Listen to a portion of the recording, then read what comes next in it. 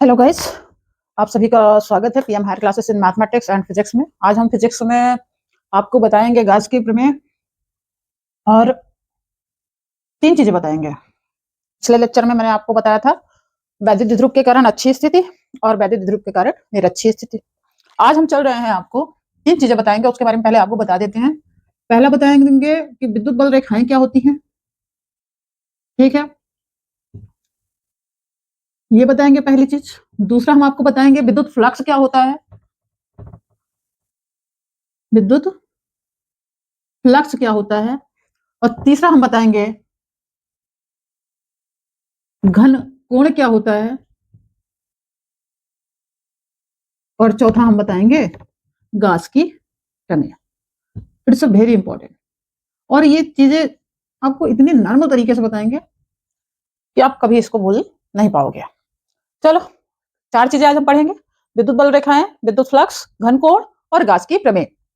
अब डायरेक्ट चलते हैं हम क्लास पे अपने। तो यदि आप लोगों को मेरा चैनल पसंद आ रहा है तो इसको लाइक कर दीजिए, और यदि कुछ समझ में नहीं आ रहा है तो प्लीज आप लोग कमेंट करके भी मुझे बताएं कि आपको क्या समझ में नहीं आता है और आपको क्या और नीड है, क्या जरूरत है, वो आप मुझे बता सकते हैं। तो चलिए चलते हैं हम पहले विद्युत बल रेखाओं पे, ठीक है। तो सबसे पहले हम पढ़ते हैं आज विद्युत बल रेखाएं होती क्या, ठीक है। विद्युत बल रेखाएं, अब देखो विद्युत बल रेखाएं हैं क्या। तो नॉर्मल सा आप बोलो अगर, तो विद्युत बल रेखाएं क्या होता है? विद्युत क्षेत्र के अंदर खींचा गया काल्पनिक या निष्कोण वृत्त, मतलब जिसपे कोण नहीं बन रहा हो, ठीक है, काल्पनिक या निष्कोण वक्र, जिस पर एकांक धनावेश स्वतंत्र रूप से गमन कर सकता है, तो उसको हम क्या कहते हैं? विद्युत बल रेखाएं कहते हैं। कैसे? मान लो यहां पर हमारा एक ये क्या है, प्लस क्यू आवेश रखा है, इसका ये विद्युत क्षेत्र हो गया, ठीक है। तो अब यहां पर क्या होगा, इसके ये हमने क्या किया, ये एक निष्कोण वक्र है, ठीक है। ये क्या है? निष्कोण वक्र है। तो इसको हम क्या कहते हैं? विद्युत बल रेखाएं कहते हैं, ठीक है। और भी समझ सकते हो। मान लो, तो अब पहले परिभाषा जान लेते हैं इसका। तो विद्युत बल रेखाएं वह रेखाएं होती हैं जो विद्युत क्षेत्र के अंदर खींचे गए निष्कोण वक्र पर, जिस पर स्वतंत्र एकांक धनावेश गमन कर सकता है, उसे हम क्या कहते हैं? विद्युत बल रेखाएं कहते हैं। तो विद्युत क्षेत्र के अंदर खींचा गया काल्पनिक या निष्कोण वक्र, जिस पर एकांक आवेश स्वतंत्रता पूर्वक गमन कर सकता है,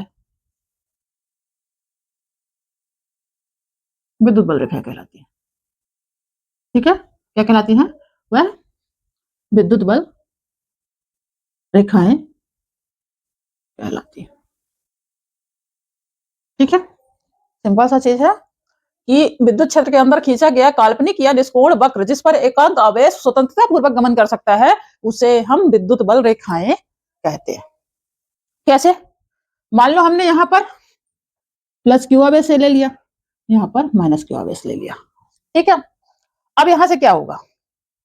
ये आवेश क्या होगा? निकलेगा। यहाँ चूंकि प्लस है, ये माइनस है, तो हमेशा जो विद्युत बल रेखाएं होती हैं वो धनावेश से प्रारंभ होकर ऋणावेश में समाप्त हो जाती हैं। तो ये क्या होंगी? यहाँ से स्टार्ट होगी और ऋणावेश में खत्म हो जाएंगी। ये यहाँ से स्टार्ट होंगी, ऋणावेश में खत्म हो जाएंगी। ये यहाँ से स्टार्ट होगी, ऋणावेश में से खत्म हो जाएंगे। ये यहाँ से ये, आप समझ रहे होंगे हम क्या बता रहे हैं आपको? क्या इस पे कोई कोण बन रहा है? कोई भी कोण नहीं बन रहा है। और ये हमेशा याद रखना है कि ये किससे स्टार्ट होती है? धनावेश से स्टार्ट होती है और ऋणावेश में खत्म हो जाती है, इस तरह, ठीक है। और हमेशा जो दिशा होती है वो क्या होती है? धनावेश से प्रारंभ होती है और ऋणावेश पे समाप्त हो जाती है। धनावेश पे चालू होती है और ऋणावेश पे नष्ट हो जाती है। खत्म हो जाती है ये। तो ये चीज हो गई। तो अब देखो विद्युत बल रेखाओं के कुछ गुण होते हैं, ठीक है। तो पहला गुण क्या हो गया, विद्युत बल रेखाएं सदैव धनावेश से प्रारंभ होकर ऋणावेश में समाप्त हो जाती हैं, ठीक है। और आप देख रहे होगे ये एक दूसरे को काट रही हैं क्या, नहीं काट रही हैं। तो हमेशा याद रखिएगा कि विद्युत बल रेखाएं जो होती हैं वो एक दूसरे को कभी भी नहीं काटती हैं, ठीक है। ये हो गया। अब हम एक चीज और जान लो, ये एक कभी टूटते नहीं है, ठीक है। ये जो वक्र बनते हैं ये एक दूसरे जो सतत वक्र जिसको हम मान सकते हैं वो कभी टूटते नहीं है, ठीक है। अब आप ऐसे विद्युत बल रेखाएं समझ सकते हैं। और एक चीज और, मान लो ये हमने दो आवेश रख दिए, मान लो यहीं पे एकल आवेश हो जाए, ये तो प्लस क्यू आवेश ही होता है या माइनस क्यू आवेश होता है। तो हमेशा आप याद रखिएगा कि जब एकल आवेश होता है तो अनंत से आरंभ होंगी, ठीक है। अनंत से आरंभ अथवा अनंत पर ये समाप्त हो जाएंगे, ठीक है। ये विद्युत बल रेखाओं के गुण हो गए। तो देख लेते हैं विद्युत बल रेखाओं के गुण भी। तो गुण में आप क्या क्या लिख सकते हो, इसका विद्युत बल रेखाओं का पहला गुण क्या होता है, यह सदैव धनावेश से आरंभ होती हैं। आप ऐसा भी लिख सकते हो, आरंभ या प्रारंभ होकर ऋणावेश में समाप्त होती है। दूसरा, यह एक दूसरे को कभी नहीं काटती है, कभी नहीं काटती है। तीसरा स्थिर वैद्युत बल रेखाएं कभी बंद लूप नहीं बनाती। स्थिर, याद रखना स्थिर, ठीक है। स्थिर वैद्युत बल रेखाएं कभी बंद लूप नहीं बनाती, ठीक है। ये हो गया।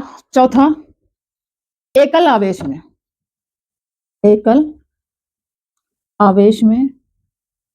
या तो ये अनंत से आरंभ होंगी या अनंत पर समाप्त हो जाएंगे। आवेश में अनंत से आरंभ होंगी या अनंत पर समाप्त हो जाएंगे, ठीक है। ये होता है, ये 4 नंबर का क्वेश्चन पूछा जाता है कि विद्युत बल रेखाएं क्या हैं और इनके गुणों की व्याख्या कीजिए। तो आप बोलोगे विद्युत क्षेत्र के अंदर खींचा गया काल्पनिक या निष्कोण वक्र जिस पर एकांक आवेश स्वतंत्रता पूर्वक गमन कर सकता है, विद्युत बल रेखाएं कहलाती हैं। गुण क्या क्या होता है, यह सदैव धनावेश से आरंभ होकर ऋणावेश में समाप्त हो जाता है, ये एक दूसरे को कभी नहीं काटती हैं, स्थिर वैद्युत बल रेखाएं कभी बंद लूप नहीं बनाती हैं और एकल आवेश में अनंत से आरंभ होंगी या अनंत से समाप्त होंगी या अनंत पर समाप्त हो जाएंगी। ये हो गया विद्युत बल रेखाएं। हमें शायद आप लोगों को समझ में आया होगा। यदि समझ में आ रहा है तो इसको अपने दोस्तों के बीच शेयर करें ज्यादा से ज्यादा और सब्सक्राइब कर लीजिए ताकि जब भी हम अपना वीडियो डालें तो आप लोगों को उसका नोटिफिकेशन प्राप्त हो सके और आपको परेशानी का सामना ना करना पड़े। अब हम चलते हैं कहां पर, विद्युत फ्लक्स। सेकंड हमारा जो था वो क्या था, विद्युत फ्लक्स था। आपने स्क्रीनशॉट ले ही लिया होगा। विद्युत फ्लक्स,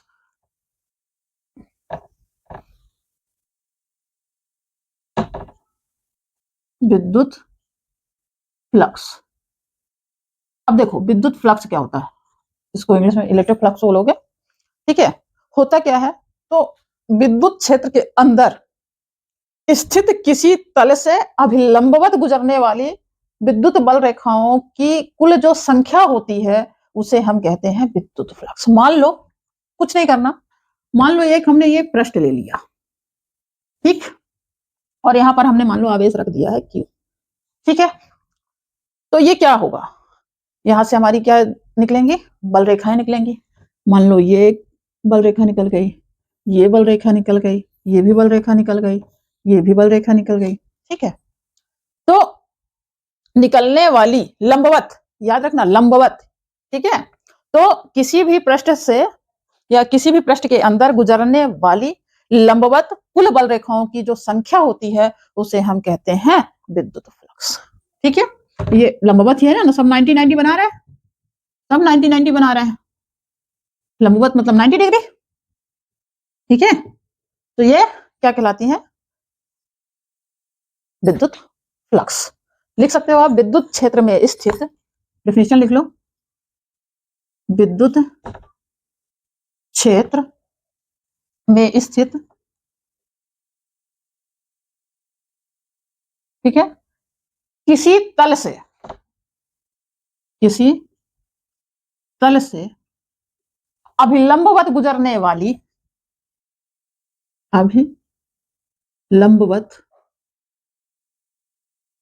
गुजरने वाली कुल बल रेखाओं की संख्या क्या कहलाती है?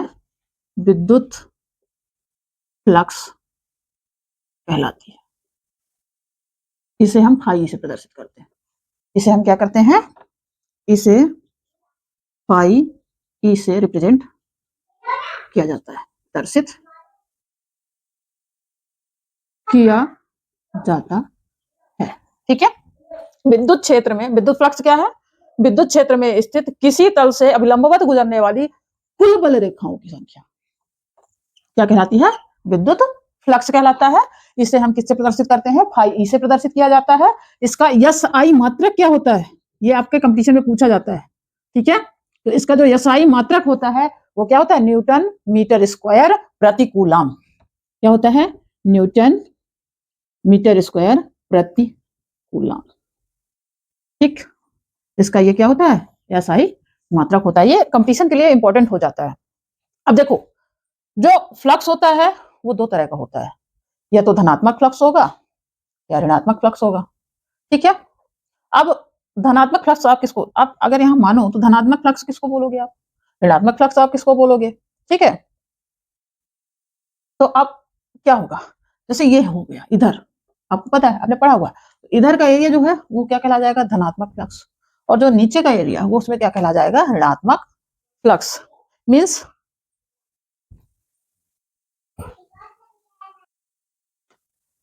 अब देखो, जो विद्युत फ्लक्स होता है वो दो प्रकार का होता है। विद्युत फ्लक्स जो है कितने प्रकार का होता है? दो प्रकार का होता है। एक होता है धनात्मक विद्युत फ्लक्स और एक होता है ऋणात्मक विद्युत फ्लक्स। ठीक है, तो यदि यहां पर क्या होगा? प्लस क्यू आवेश रखा है तो इसको हम बोलेंगे क्या? धनात्मक विद्युत फ्लक्स। और यदि यहीं पे क्या रख दिया जाए? इसकी जगह पे, धन की जगह पे मान लो हमने रख दिया है क्या? माइनस क्यू आवेश, तो इसको हम क्या बोल देंगे? ऋणात्मक विद्युत फ्लक्स। क्या बोल देते हैं इसको? ऋणात्मक विद्युत फ्लक्स। आई थिंक आप लोगों को ये चीज समझ में आई होगी। यदि धनावेश रखा गया है तो धनात्मक विद्युत फ्लक्स, ऋणावेश रखा गया है तो ऋणात्मक विद्युत फ्लक्स। होता क्या है? कुल बल रेखाओं की संख्या, अभिलंबवत गुजरने वाली कुल बल रेखाओं की संख्या कहलाता है विद्युत फ्लक्स। इसको हम फाई ई से प्रदर्शित करते हैं। या साई मात्रक क्या होता है? न्यूटन मीटर स्क्वायर प्रति कूलम। ये दो प्रकार का होता है, धनात्मक विद्युत फ्लक्स और ऋणात्मक विद्युत फ्लक्स। अब देखो यहाँ पर होगा क्या? अब इसका हम थोड़ा सा क्या कर लेते हैं, इसका देख लेते हैं वैल्यू कितनी होती है इसकी, फाई की। ठीक है, अब मान लो कोई हम पृष्ठ मान लिए, उसका क्षेत्रफल मान लिए ए है, तो हमेशा जान लो क्या हो जाएगा? संपूर्ण पृष्ठ के लिए अगर फाई ई बराबर, और हमेशा आप जानते हो बड़ी वैल्यू निकालने के लिए हम इंटीग्रेशन का यूज करते हैं, तो क्या हो जाएगा? Integration E into D A. ये हो गई इसकी तीव्रता, विद्युत क्षेत्र की तीव्रता तो रहेगी ही, और डी ए क्या हो गया? ये हो गया क्षेत्रफल। ठीक है, अब आपने पढ़ा है कि आपने पढ़ा है, पहले पढ़ा है ये क्लास 11th में। ठीक है, ए डॉट बी बराबर क्या होता है? A B cos theta. आपने पढ़ा है ये। ठीक है, तो अब यहाँ पे क्या हो जाएगा? फाई ई बराबर ई डी ए हो जाएगा cos theta, into D A cos theta. ये होता है।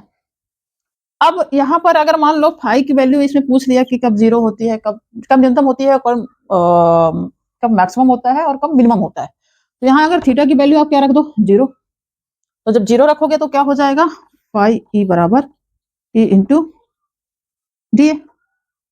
ठीक है, यही आएगा, क्योंकि cos 0 की वैल्यू क्या होती है, 1 होती है।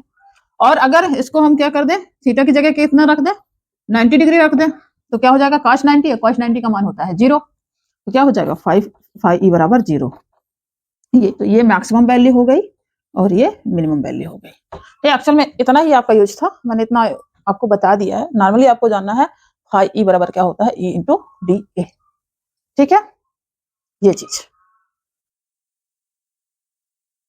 इतना ही है, आपको ज्यादा करने की जरूरत नहीं है, इतने लिखो, चलो ज्यादा कुछ मत करो। इंटू डी ए, ये हो गया विद्युत फ्लक्स का मान। ठीक है, इतना हो गया। याद रखना क्या होता है, विद्युत क्षेत्र में स्थित किसी भी तल से अभिलंबवत गुजरने वाली कुल बल रेखाओं की जो संख्या होती है वो विद्युत फ्लक्स कहलाती है। इसको हम फाई ई से प्रदर्शित करते हैं।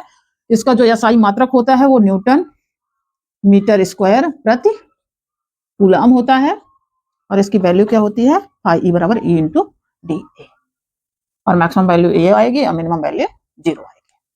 चलिए, विद्युत फ्लक्स भी हो गया। अब हम चलते हैं घनकोण में, क्योंकि हमको पढ़ानी है गाउस की प्रमेय। अब देख लेते हैं घनकोण भी क्या होता है। तो अब आए हम घनकोण में,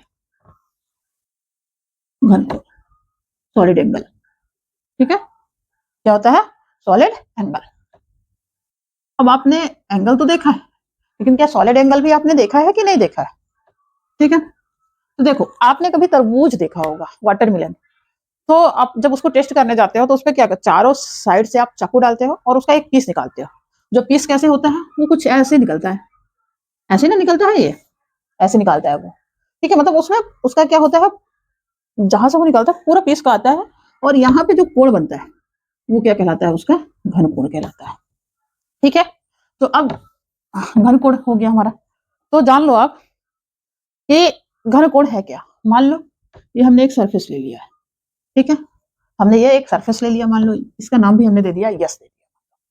ठीक है, अब यहाँ पर क्या होगा कि हम यहाँ पर मान लो हमको ये तरबूज है और इससे क्या करना है, एक भाग काट के इसको टेस्ट करना है। तो आप क्या करोगे, ऐसे भाग एक काटते हो ये, और इसमें आपको पता होगा ये ऐसा नहीं होता, इसमें पूरा निकलता है उसका भाग। ठीक है, ये होता है। अब जो यहाँ पे एंगल बनता है ये कहलाता है घनकोण। अब घनकोण का मान कितना होता है, एक्चुअली में घनकोण की हमको जरूरत पड़ती है। ठीक है, इसलिए हम आपको घनकोण बता रहे हैं। मान लो यहाँ हम एक अल्प पृष्ठ ले लिए, मान लो अल्प पृष्ठ का नाम क्या दे दिए, डीएस, छोटा सा पृष्ठ। ठीक है, तो अल्प पृष्ठ हो गया ये डीएच। ठीक है, अब क्या होगा, यहाँ पर इसकी तीव्रता भी तो आएगी, तो हमने इसकी तीव्रता को मान लिया क्या है, मान लो इसकी तीव्रता हो गई ई। ठीक है, इसकी जब तीव्रता हो गई ई, तो घनकोण का जो मान होता है वो कितना होता है, संपूर्ण पृष्ठ के लिए जो घनकोण का मान होगा वो कितना हो जाएगा। हमेशा याद रखना, घनकोण को हम शो किससे करते हैं, घनकोण को डी ओमेगा से शो किया जाता है। ठीक है, तो डी ओमेगा बराबर क्या हो जाएगा, संपूर्ण पृष्ठ के लिए हो रहा है। ठीक है, ठीक है, तो क्या बनेगा, क्षैतिज इसकी वो तीव्रता ले लेंगे। मान लो ये आर दूरी पर यहाँ कोई बिंदु पी मान लिए। ठीक है, तो क्या हो जाएगा, ध्यान से देखो, डी यस हो जाएगा। अब क्योंकि लंबवत तो लेंगे नहीं, क्षैतिज लेना पड़ेगा, तो क्या आ जाएगा, कॉस थीटा आ जाएगा, डी एस कॉस थीटा अपान आ जाएगा आर का स्क्वायर आ जाएगा ये। तो ओमेगा बराबर क्या हो जाएगा हमारा, याद रखना आप, ओमेगा बराबर क्या हो जाएगा, इंटीग्रेशन करोगे। ठीक है, तो ओमेगा बराबर क्या हो जाएगा, D S cos theta upon R square. ये होता है इसका घनकोण का मान। ठीक है, ये घनकोण। और जब इसको आप सॉल्व करने जाते हो, इस घनकोण को आप सॉल्व करते हो पूरा, ये 11th में सॉल्व करवाया था मैंने, तो ओमेगा बराबर कितना होता है, 4 पाई वैल्यू आती है। तो हमें अब जहां हमारा घनकोण की वैल्यू रखना होगा वहां पे हम क्या रख देंगे, 4 पाई रखेंगे। आई थिंक आप लोगों को समझ में आ रहा होगा, और यदि समझ में आ रहा है तो प्लीज इसको लाइक करें, सब्सक्राइब करें और ज्यादा से ज्यादा लोगों के बीच शेयर करें। ठीक है, अब हम चलेंगे गाउस की प्रमेय में। अब गाउस की प्रमेय हम आपको नेक्स्ट वीडियो में बताएंगे। तो यदि आप लोगों को ये पसंद आ रहा है तो प्लीज सब्सक्राइब करें, छोटों को प्यार दें, बड़ों का सम्मान करें और अपनी पढ़ाई अच्छे से करें। Thank you very much.